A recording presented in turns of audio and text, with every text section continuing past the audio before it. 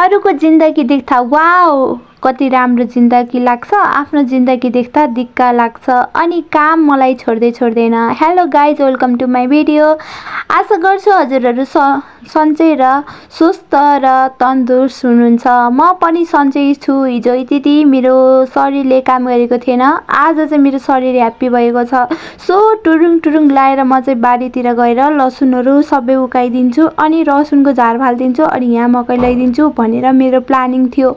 तर planning successful हुन सकेन, किनभने मेरो जिन्दगी देख्दा दिक्क लाग्छ। मलाई काम नगर भन्छ सबले नि। अनि एकैछिनमा झिरेर पानी पर्यो अनि मैले चाहिँ लसुनहरू सबै ल्याएर पिटीमा फालेँ। अनि पानी पर्दा मलाई याद आयो यो मेरो फुलहरू सबै सुकेको थियो, यो चाहिँ पानीमा लगेर राखिदिन्छु भनेर सबै फुलहरू पानीमा राख्थेँ। त्यसपछि आजको मेरो सुतेर दिन बित्यो।